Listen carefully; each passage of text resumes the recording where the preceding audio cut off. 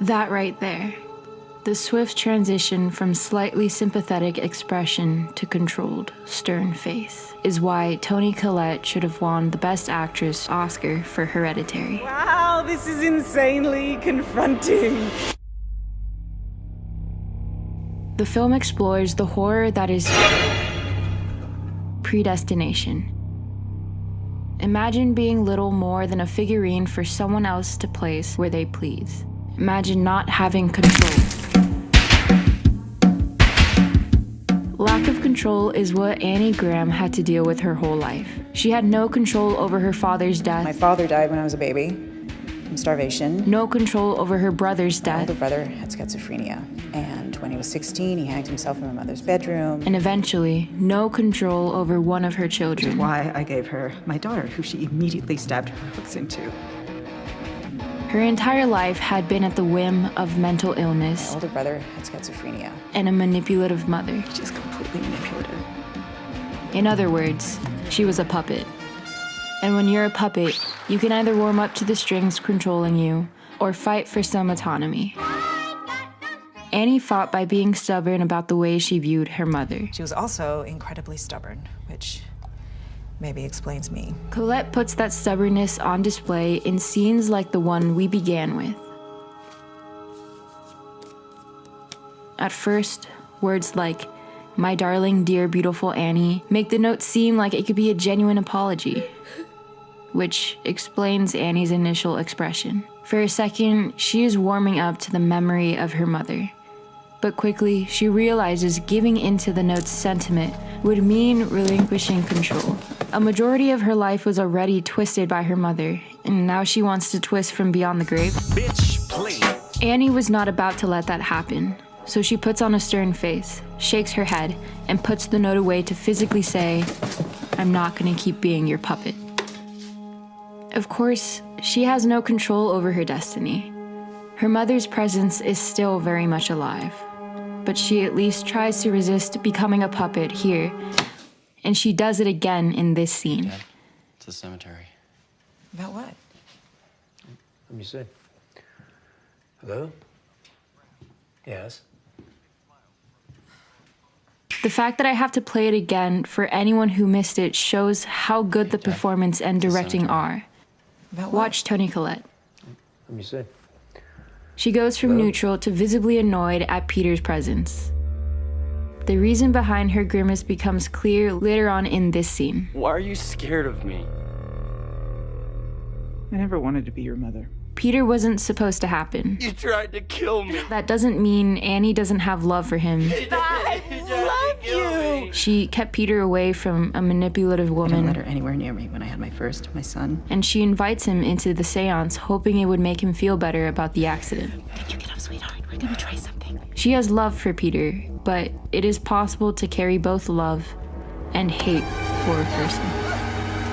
There's a part of Annie that would rather not have Peter around. And they were completely covered in paint thinner. It's the part of her that nearly burned him in his sleep. And I was standing there with a box of matches and an empty can of paint thinner.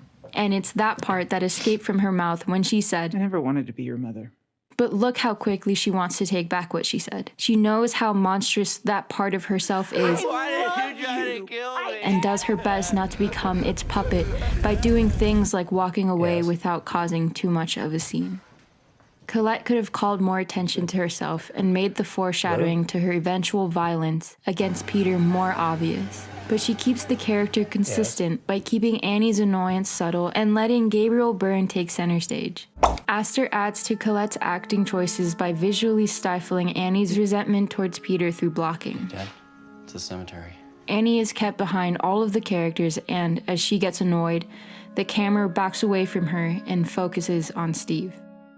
Any hint of madness is shoved back and aside by both Annie and the movie itself. Her madness is placed on a leash again in this scene. Do not hang up on me again. Annie just got in a fight with her husband. I am not sleepwalking anymore. She's dealing with an incoming deadline. Need us to postpone the show or push the date.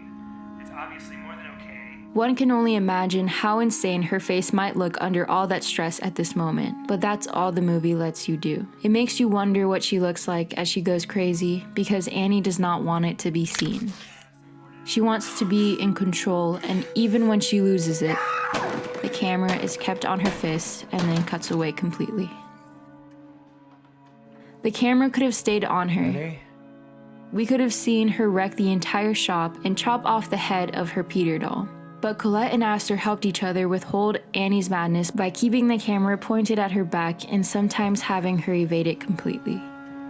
To really appreciate Collette and Aster's efforts, we have to talk about a scene. We have to talk about a scene from The Shining.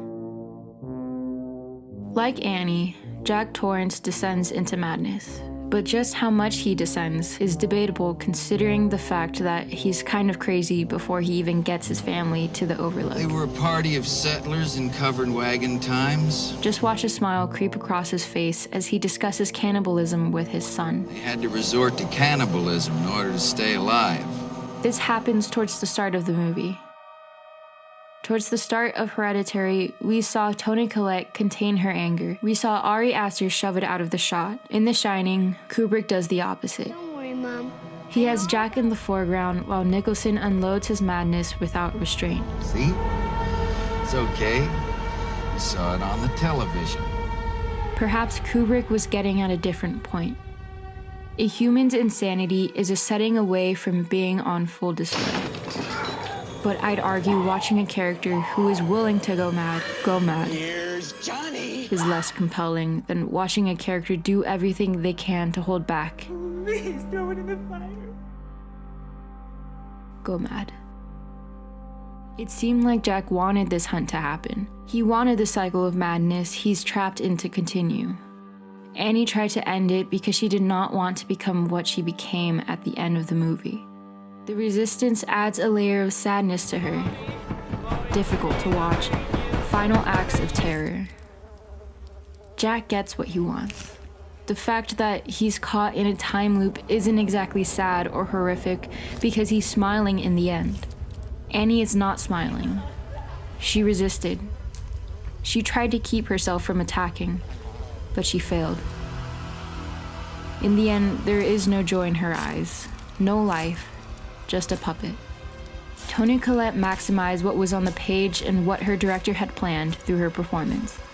Even the destined to be iconic dinner scene is a result of her character being pushed into losing it. Fucking say it. Don't you swear at me, you little shit! Don't you ever raise your voice at me! I am your mother! Quickly, she regains composure. She resisted loss of control time and time and time again. In doing so, she beat Jack Nicholson, the king of losing control. Wendy, I'm home. At his own game. That, at the very least, should have gotten her a nomination. Wait until you see what Payman has to say about this.